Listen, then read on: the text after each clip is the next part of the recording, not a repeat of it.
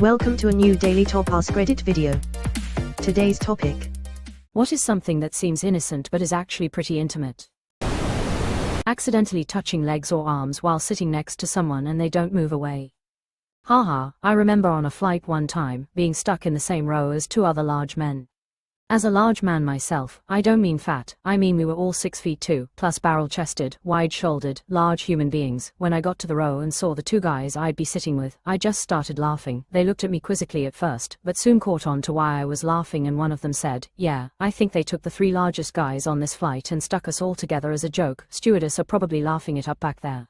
Lol. During the flight, I was trying to be polite and not invade their space, but with the 3 of us being the sizes we were, it was unavoidable. One of the guys chimed in and said, "Fellas, let's just accept the fact that we're going to get real close during this flight. No way to avoid it. Let's all take the space we need and not worry about touching or having to sit all scrunched up the entire flight."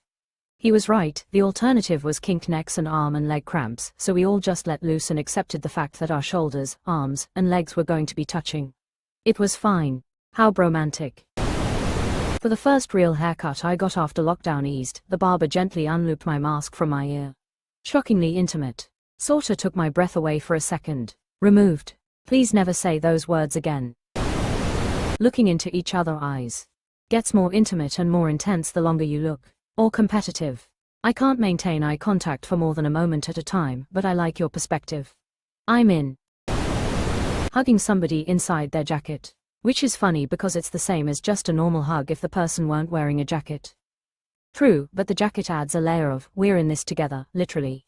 For some reason, having someone digging through or zipping up your backpack while wearing it. It gives me the same feeling as those childhood back games you would play. You know, crack an egg on your head, the yolk starts running down, or spiders crawling down your back.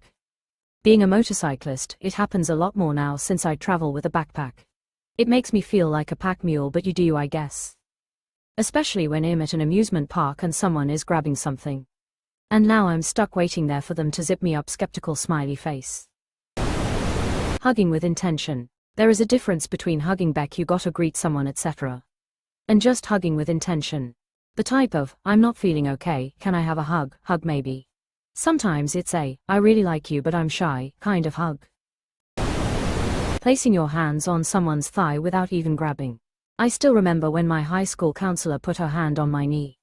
I felt a strong tingle in my pee-pee. I remember in 8th grade my science teacher put her hand on my arm for a second as she said thanks for something and I reflexively flexed LMAO. I remember when I was 18 years old and my high school counselor put her hand on my pee-pee.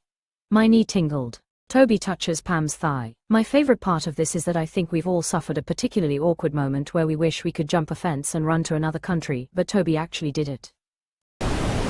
When you are attracted to someone and they say your name. Instant butterflies. DOPAMINE.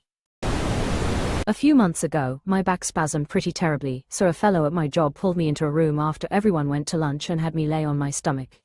He pressed my sacrum down to help release the spasm and just held it there for a while. I haven't been touched by anyone other than my son in a long time, so laying there, with us in a quiet office, quietly chatting about whatever like old friends, I still think about that moment. That reminds me of a bit in Fading Gigolo where the Jewish lady kind of goes to pieces when John Turturro is giving her a very innocent massage and she says no one has touched her since her husband died. It's amazing how much a tiny bit of physical touching can absolutely take you off your guard when you're touch-starved. A kiss on the forehead. I always give my woman at least one forehead kiss every day. Every morning before I go to work and she's still sleeping I'll kiss her forehead, temple, right next to her eyes and tell her I love her. I want her to be my wife one day. I'm right there with you. We are getting married in the spring and I couldn't be happier. Feet touching under a blanket. I feel like being under a blanket with someone is pretty intimate, haha. I came to say foot massage. Just as Marcellus Wallace. I've given a million ladies a million foot massages, and they all meant something. I'm a paraplegic and my girlfriend just recently admitted she puts her feet on mine when we sleep at night. I had no idea, tears of joy, she said it comforts her. You really got an advantage there, those feet can be pure ice balls, lol. I had a medium-length hairstyle when I was in college. A curl had fallen down in the center of my forehead. A girl I was with reached over, twirled it around her finger and said, "Hey, you have a little curl here, just like Superman."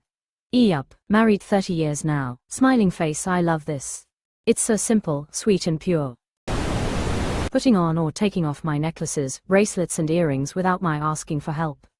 Oh wow, I have seen this but never had it done. I'd be astonished if any but one of the men I have dated had the patience to do this without accidentally strangling me in a fury with my own necklace when the giant fingers couldn't undo the clip. Before we were together, my girlfriend and I were at the club we volunteer at. I was standing by a desk in a narrow gap and she went to walk behind me, and as she squeezed past she put both her hands on my waist and said, "Watch your back." Had to go sit down after that one. It's normal for people that work in restaurants. I've done it to coworkers in non-restaurant jobs, and some are like "EW, why did you touch me?" and some are like "MMMMHMMM, why did you touch me?" Needless to say, I don't do it anymore and just get crashed into. Holding hands is a really intimate experience that is not explicitly romantic or sexual. It is a great way of sharing space and providing support, showing affection, or simply providing some touch. Plus is an efficient way of exchanging long protein strings. If you can think of a simpler way, I'd like to hear it. When I was 15, friend group went to a haunted house. One of those seasonal Halloween jump scare places. A girl in the group grabbed my hand right when we walked in. Couldn't get her out of my mind after that, and I don't think she could either. We were dating before Christmas and lasted nearly 4 years. I was reading this and thinking, this is literally the story of how I met my wife. We owe the dude in the Jason mask chasing us with a running chainsaw a belated thank you. We were super shy and would probably never even have talked to one another but for that fellow terrorizing us. One thing led to another and it's been 25 years of marriage and 3 wonderful kids. Don't blame me, I voted for Kodos. Listening to music together with 1 earbud per person. It's just not the same now that you can do this and still be 8 to 12 feet apart. Hug from behind. That's how my youngest child came to be. Malcolm in the middle. Running fingers through his hair. Cries in bald. Back hair counts, bro. A girl that was interested in me did this in a specific way that no other girl has done since. It did things to me. I still think about it. I feel that having my hair played with but very gently sends chills throughout my body. I have also found that men really enjoy having their backs scratched. Fold them like laundry tears of joy. Sitting close enough that your legs touch. Maybe it's just me being kinda touch averse, but I think it's intimate. I usually hate when I'm sitting next to someone and we touch, but I don't mind when it's my friends. This is especially true in a setting where the touch is unnecessary and unexpected. When I was 19, I used to do a crossword at work during my break in the lunchroom. A hot older coworker started peeking over my shoulder and offering suggestions. Then she started sitting near me. Then she started sitting in a chair next to me with our legs touching continuously from hip to knee. It was a very effective way for her to let me know she was physically interested. Apparently, picking lint, hair, whatever off of someone's shirt or coat. People suspected that Princess Margaret was more than friends with Peter Townsend because she picked some lint off of his jacket. It's funny sometimes how even with all the trappings of civilization and layers of nice clothing, we're all really just primates grooming each other to show affection. I exclusively do this to people I have intimate relationships with. I once almost broke down after closing a zipper in my partner's backpack because it was such a sweet little gesture and I felt so loving doing it. I don't want to ruin the moment, but, backbag. What geographical location is this one-night stand offspring term from? When the roller coaster operator checks your seatbelt harness. So true, also made me this of when the doctor is listening to your heart and lungs. Obviously there's nothing there but it just feels so close. Also they're literally listening to your organs, so I guess that is pretty intimate, lol. When a woman puts her hand on my chest just before a kiss.